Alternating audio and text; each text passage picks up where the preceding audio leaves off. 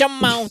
That is the first thing that you hear in the movie, Michael. Welcome to the show. This is Internet Uncapped. I am your host, Evan. Joining me, as always, is Mitchell. Before we get to our review of Michael, I want to acknowledge a few different things. Number one, this is our 50th episode of the show. We have also surpassed 400 subscribers. So thank you so much for all of your support, all of the views, and all of your comments. That's number one. Number two is that into this new year, we are now in the swing of things when it comes to more film reviews for the show. And we want to just highlight a couple of different changes that we are about to implement. The biggest change, of course, is that we do some pretty heavy deep dives in a lot of the movies that we discuss, and I think it makes sense that for all of the reviews that we do going forward, we are just gonna just straight up just it's a spoiler video all the way through. There will be no spoiler section. There will be no just regular discussion and rating. We're gonna cover the whole gamut, and then at the very end, we are gonna do our initial ratings of the film. So if you do not want to know initially what happens in Michael, not that there's any spoilers really, it's a biopic. I mean, these things did more or less happen, but if you don't want to know the specifics around it, get out of this video and come back to us after you have seen Michael to hear our full thoughts. So, with that being said, I want to start by saying that Michael is basically the story of Michael Jackson and his rise to stardom from the very start of 1966 in Gary, Indiana, leading up to 1988 with the Bad tour. This was him in the sleek greaser get up that you see in the Martin Scorsese music video, which was the bad one.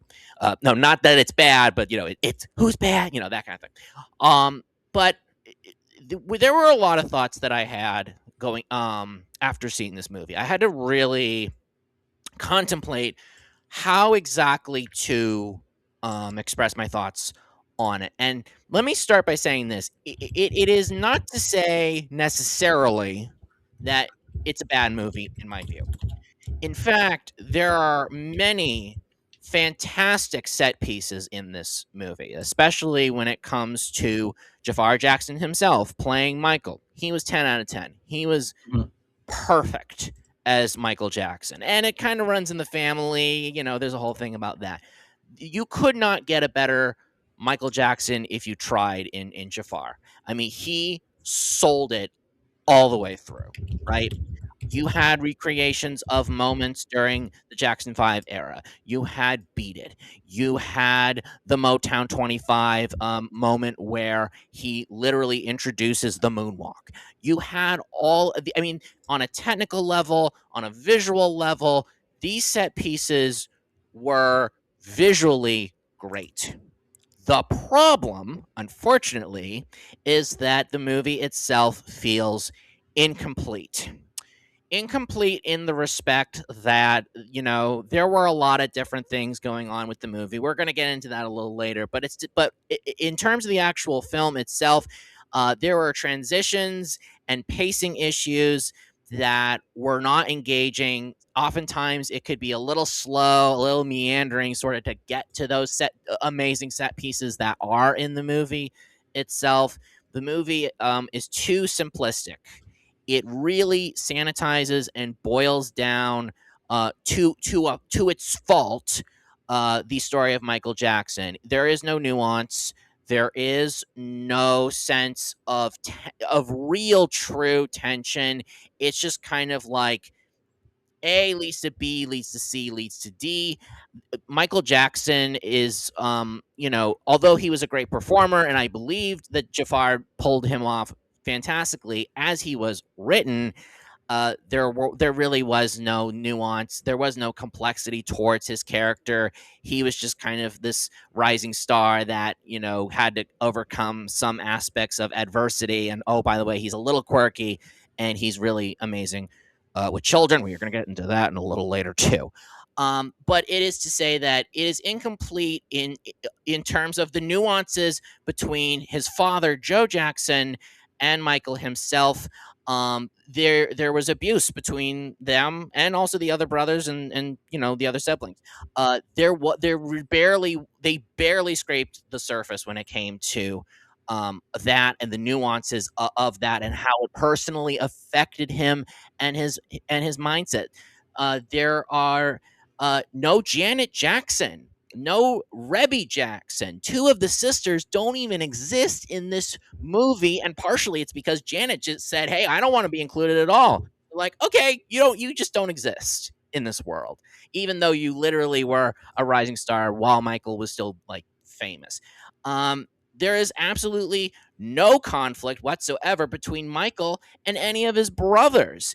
The only thing that you really see is oh, can I play Twister? Oh, we're busy playing basketball. That's really it. And there's so much more to their relationship than just, oh, we're so supportive of you, Michael, but we're older than you, so we have other priorities. There's so much more, and it's all missing. And there's so many interesting details that this movie could have taken on. And even if they had to stop between 66 and 88, there's so many things they left on the cutting room floor. They did not want to touch even the most risky, the most fascinating, the most interesting aspects of the Jackson story. And so ultimately, what it boils down to is that this movie plays it much too safe, to its own detriment. It was overall disappointing, but the good stuff that was in there, I saw the tiny glimpses, tiny little glimmer of a really great biopic. If only the Jackson estate allowed Antoine Fuqua or the screenwriter John Logan, I think is his name. If only they allowed some aspects of creative freedom. If only they allowed some aspects of discovering something that maybe not many people knew. It was too safe for its own good. And unfortunately, it really falls short in a lot of ways, despite what was very well done. So ultimately, it was a very interesting experience, and I took it all in. But we're gonna get into a lot more than what I'm saying now. But it ultimately was a slight disappointment, despite the good stuff that was in it. So Mitchell, what are your initial thoughts on Michael?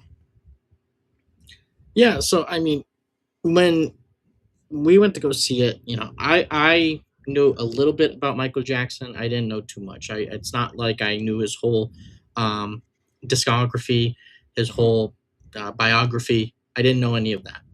I knew Michael Jackson as the king of pop. I remember we were in middle school, eighth grade specifically, when he passed. Yep, That's all I know. that's right.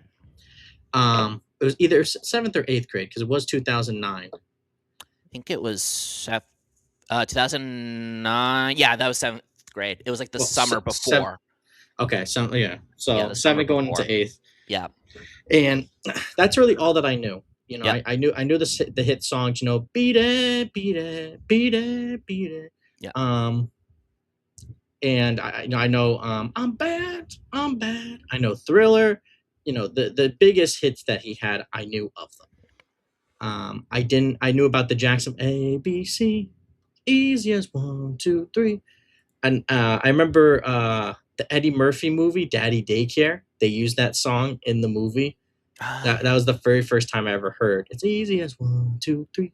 Yes. Hmm. But um, with that being said, shout out. Um, DS. I was about to say DSP. Oh my God, Michael Jackson. Yeah. That being said, great podcast. Shout out to them. But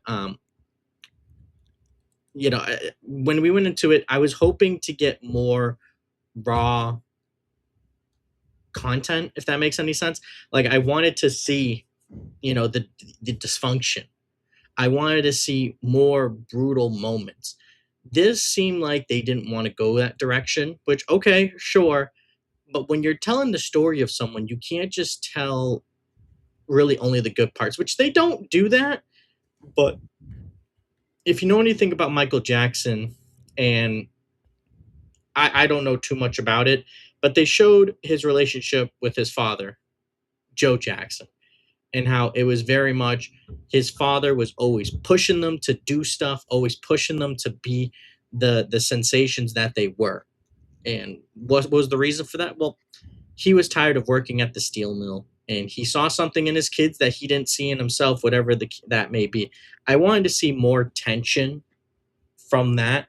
I wanted to see, well, how was he treating the other kids? I mean, yeah, it's a Right. movie about Michael Jackson, but Joe Jackson plays such a pivotal role within the movie. I would have liked to have seen how was he treating the other kids. I would imagine it was probably the same, but I highly Right. doubt that it was 100% the same. Michael, he even knows that like Michael has the talent. He has a gift, Hmm. and he wanted to make him the focal point, not because it's he's Michael Jackson. He wanted to make him the focal point because he knew that he was the biggest star out of everyone there. Hmm. And I still would have liked to have seen maybe some of the more tension with the other siblings and Joe Jackson that we never got throughout that movie, unfortunately. But I think the way that his nephew played his uncle um, throughout the course of this movie, I thought it was really. I mean, he got the voice down. The voice we The can't deny. voice. He got the voice down Yeah. 100%. And Oh we yeah. we talked about that right after the movie had finished. We were like, wow, he got the voice down. He sounds just like him. Yep. The dancing, he was on par with that as well. But it still there were some things that the story. I'll say this: the cinematography, the characters, um, the like the singing, the dancing, all of that stuff was on point. It was just the story itself that I felt like was really lacking. Right. And Jafar, you can only do so much as an actor. We've seen great actors take on really crappy roles, and we think to ourselves, hey, you know what? There's only so much he can do. What can he do with the script like that? So, I think with the way that it was written, it was clearly written in a way to just focus on Michael Jackson's artistic side, the way that he changed the industry, the way that he grew into being who everyone knew him as, which is the king of pop, one of the biggest stars the world has ever seen. So I understand the approach, but I don't like it. I think, Yep. um, and you might not like this, but I'm going to reference Kanye. So Kanye has his Genius three-part trilogy documentary on Netflix, Hmm. and if you watch that, Kanye has a lot of humility where he shows how vulnerable he is. He shows that what he is today compared to what he was when his mom was around, and you kind of get the sense that Kanye is completely broken. And that's the part about Genius that I think was so good, is because they showed a compromised person. They showed someone that was struggling. They showed someone who needed to go ahead and that needs help. Yeah. With Michael Jackson, they did show that. They showed that he needed help. They showed that he wasn't okay, but they also just showed like, oh, these are all of his biggest hits. This is everything he's ever done. I, Hmm. I would have liked to seen a little bit more of that darker side. Maybe I'm an asshole. I don't know, but that's personally what I would have liked to have seen. Well, and that's the thing is that there are a lot of dark things in his story. There are, like I said, a lot of really, really interesting things in his story. And I'm not saying you have to include it all. You can't include every single little thing, right? I know Michael Jackson. I know his story. I've known it for a long time pretty well. I would consider myself a fan despite all the stuff, and we're going to get into that in a minute. But that was the problem, was that the more I was sort of digging into the other things that weren't immediately off the top of my dome, the more I was souring over the movie at all. And frankly, here's another thing, Mitchell. So there was a head of security. His name is Yeah, Bill. So this was not Best directly character. said. Best character. First of all, shout out to, and I'm going to, I'm going to butcher this guy's name. Yeah, Bill Bray was played by an actor who actually like. So, not to get into race too much, but some black people actually have red hair, like Malcolm X, and okay, Kaylin Darrell Jones. Shout out to you. You are phenomenal. But basically, Bill Bray, I think, was African American. He was a ginger as well, but he was very light skinned, and Kalen Darrell Jones, same thing. He looks so. If you look at a comparison between Bill Bray and Kalen Darrell Jones, they look so similar. It's actually kind of crazy. However, part of the story that they don't really specify in the movie is that Bill Bray, their head of security, very close to Michael Jackson. Now, the way that he's portrayed was more of like a A very father a, figure. a very right, a father figure, very close friend.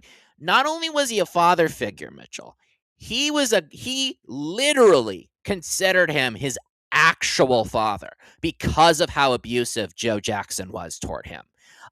There are accounts, and I'm actually I'm gonna pull this up right now. But basically, he had an interview in which he recalled his relationship with Joe Jackson being abusive, being in the vicinity of him made him physically ill and sick. And I'm actually and we're gonna play this just very very briefly if I can figure out how the heck to share my screen. Oh, here we go. I found it. Um, but yeah, so but because I really want people sort of just to hear it really from the man himself and get this as a part of the perspective here. So let me just go over here. So Um, we're gonna play a little bit. Here is Michael describing his relationship with Joe Jackson. performing. Yes, And why would he beat you? because he saw me. He wanted me to. I guess maybe I don't know if I was his golden child or whatever it was. Um, some may call it a strict disciplinarian or whatever, but he was very strict, very hard, very stern, and just a look would scare you, and And then we're gonna skip to I think this part right here. start to regurgitate As a child or as an adult? both. Both. He's never heard me say this. I'm sorry. Please don't be mad at me.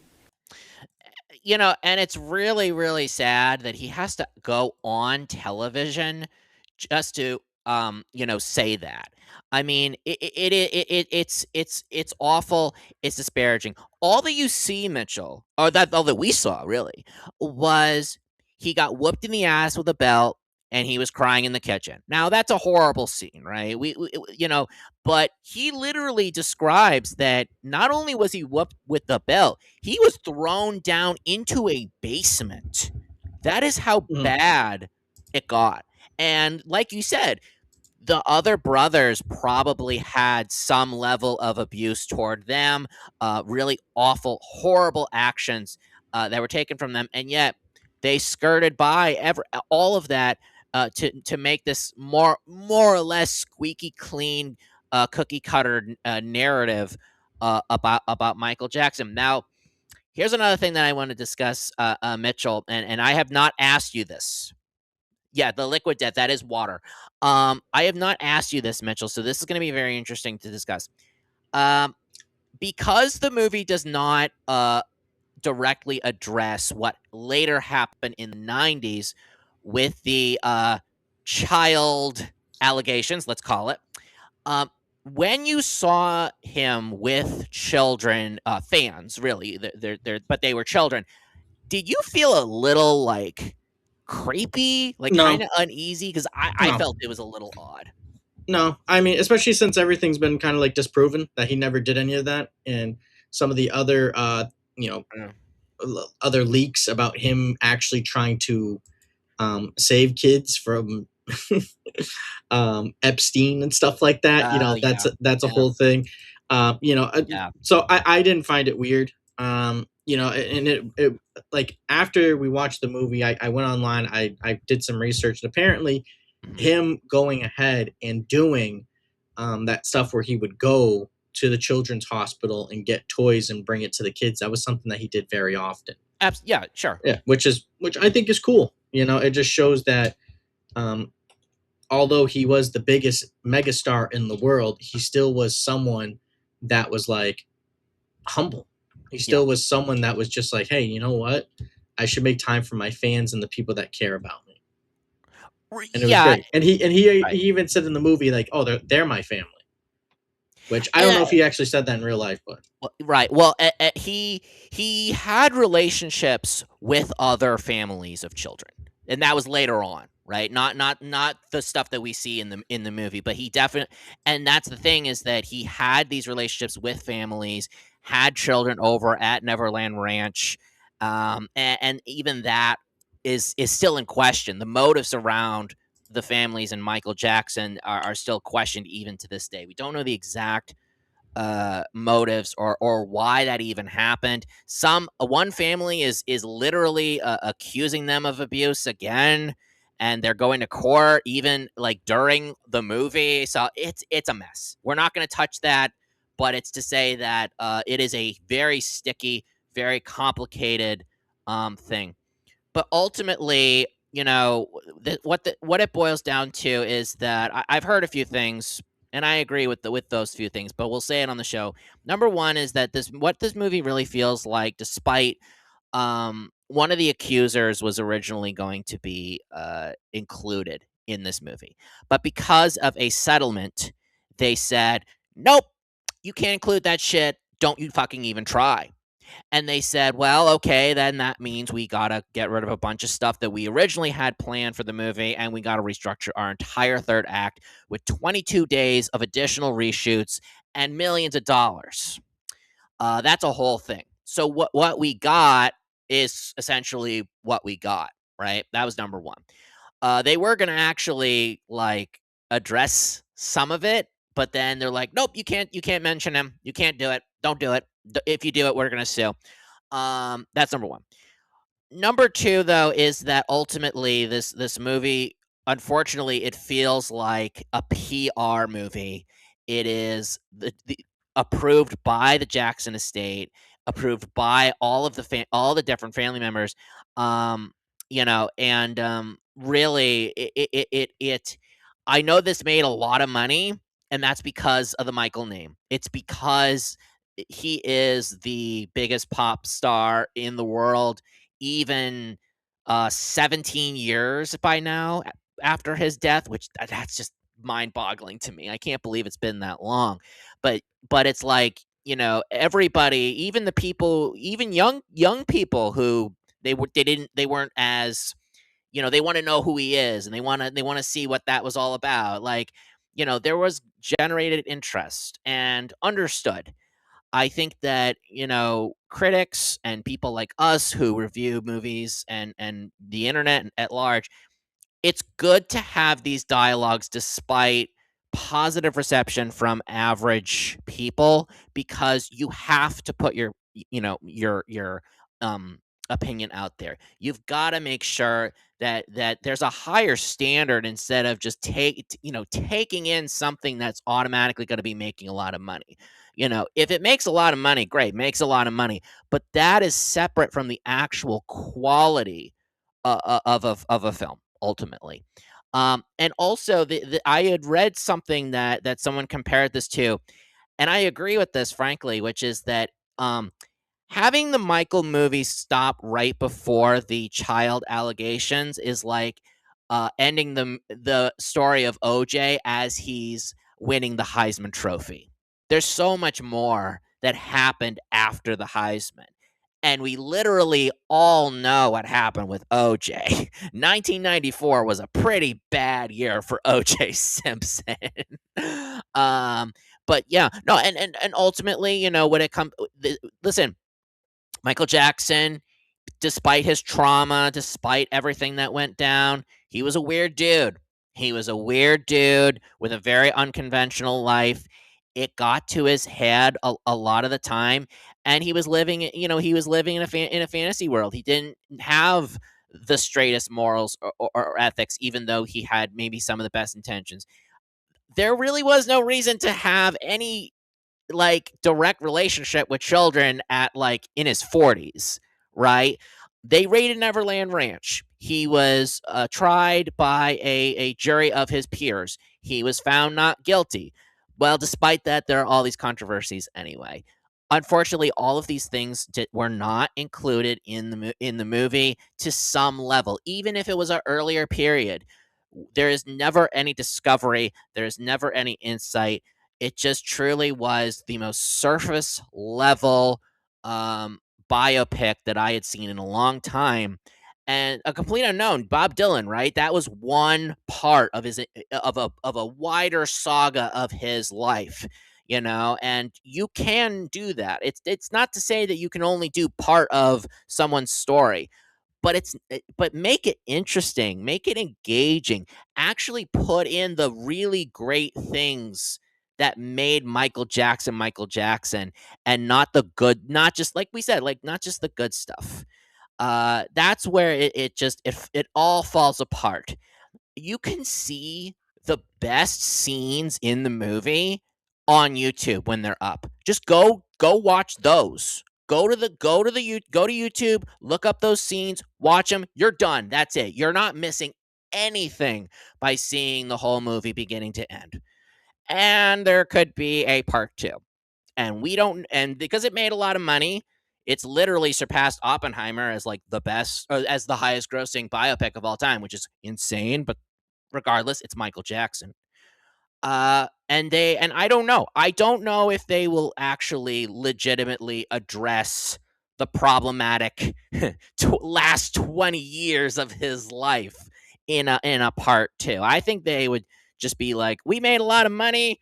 We might be in Oscar contention. We might do Jafar in a campaign, and that's all we need. We're just gonna cash out. We don't need any more money. But on the other end, Lionsgate might be like, but we want more buddy. So it's up in the air. The jury is out. We will see ultimately what happens. So that being said, shout out to shout out. I am going to just pull up our letterboxed list with all of our ratings. Mitchell, I am going to remind you again what they are. Just give me 1 second, and it's already in there. Hold on. So okay. So if we are sharing the screen, perfect. So our rating system is as follows. It is a real Anissa move, worst of the absolute fucking worst. A DSP stream, which is 1 to 2 stars, mid, solid, really good, 4 stars, and excellent between 4.5 and 5. Here is Michael right here, and we have a preview of what is to come in the next few months. I won't scroll down for obvious reasons. Mitchell, what do you give Michael for a rating? I'm gonna give it 3. 3. 3 out of 5 stars. I have soured quite a bit from this movie upon reflection. Originally, I was a 3, but now I'm more of a 2.5. It's not even just like I'm not neutral on it. I had to really like reckon with a lot of my feelings.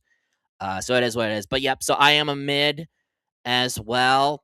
Um, so that was Michael. Mitchell, any more additional thoughts before we wrap up the show today? Oh, I think you're on mute. There we go. I didn't even hit the key for that. That's weird. You know what? I touched my microphone. I hit the button on there. Okay. Love it. Nailed it. Perfect 5 out of 7. You mentioned that stuff about the cases. I would imagine those are probably going to be addressed in the second movie. Yeah. But if this is any indication going off of what they're going to do, like they had one scene of Michael getting hit with the belt. Mhm.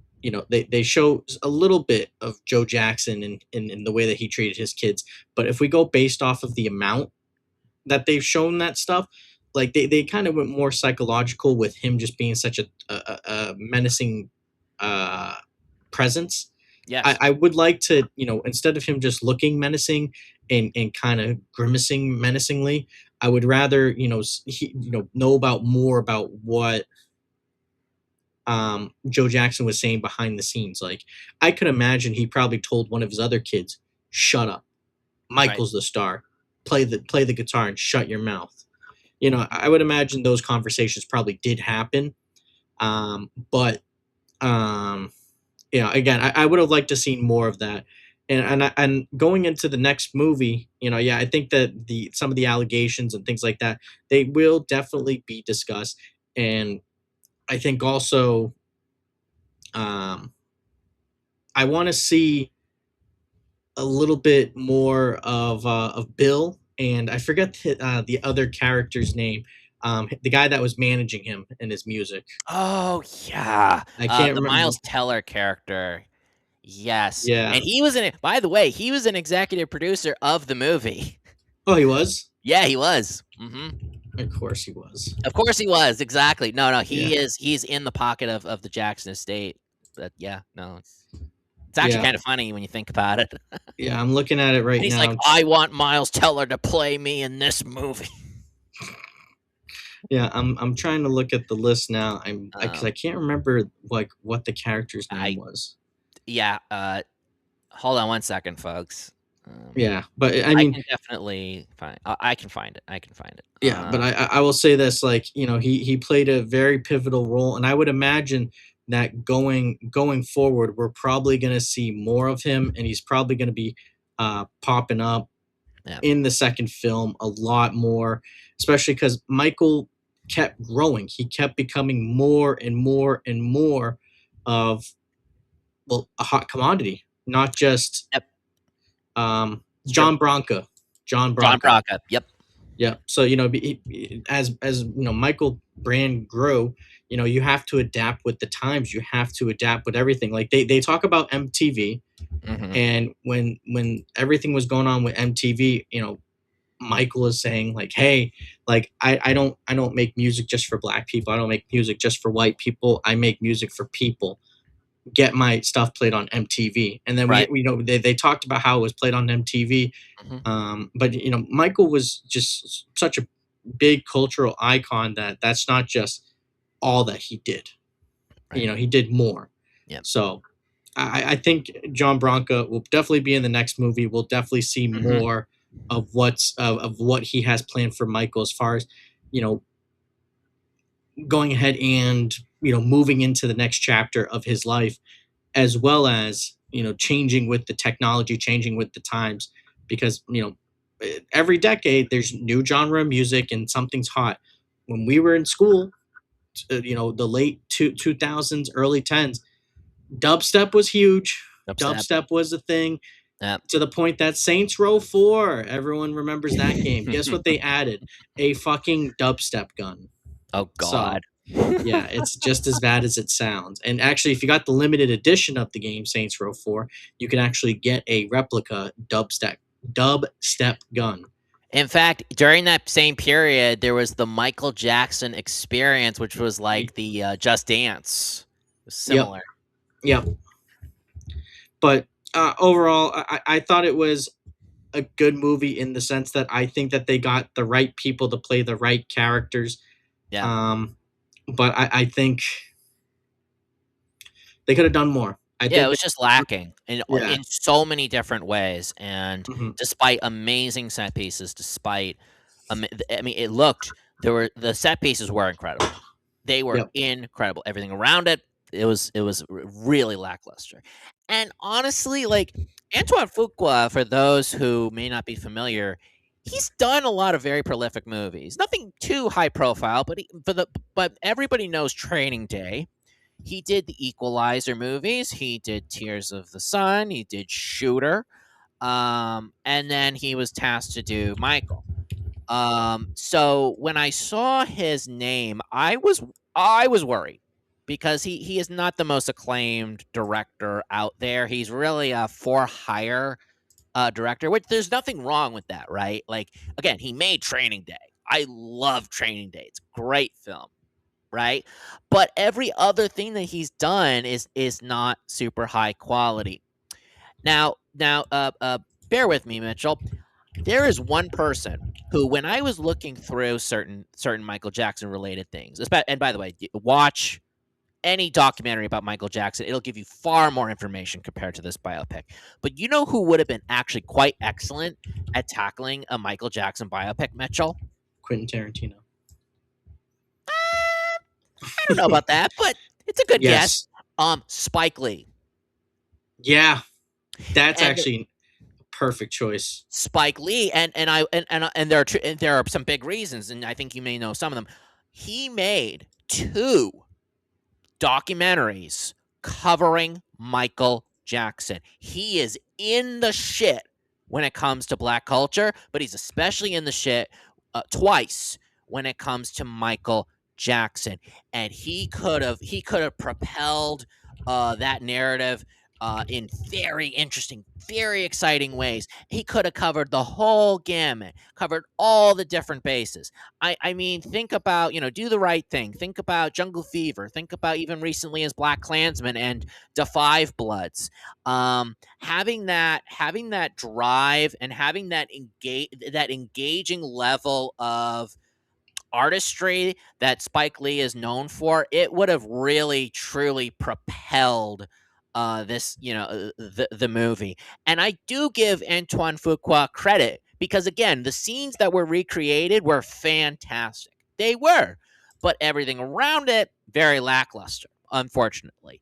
So I don't. Again, I don't even know if Antoine Fuqua. They didn't specify anything. They said we're thinking about a sequel. It may happen. Who knows if Antoine Fuqua is even attached this time around? There have been reports supposedly that he was kind of hands off with the directing. They even they even gave him a nickname. It was Vantoine Fuqua because he was Mhm. directing from a frickin' van. So I don't know what that's about, Mitchell, but I don't either. I really don't. But if it look if you wanna get I don't know. I think that it's a tricky thing, right? Because on the one hand, if you do it simple enough, you make more money. And on the Mhm. other hand, if you do it high quality enough, you might not be making nearly as much money, but you get a better product. So studios are in this weird little bind with this Michael thing. I hope that if they were to do a second movie, you gotta address everything. I mean, even if Janet and Rebby don't exist in this world, get the allegations out of the way, do something interesting, make it propulsive. Like just we need something more than what we got for this first movie. We can't, Mhm. just think about it. Lionsgate, think about it. Stop it. Get some help from another Michael to another, from one Michael to another Michael. Stop it. Get some help. So I think that's it. That is going to wrap up the show. Be sure to hit like, subscribe, leave a comment down below. And until next time, we will see you in the next video. Goodbye, everybody.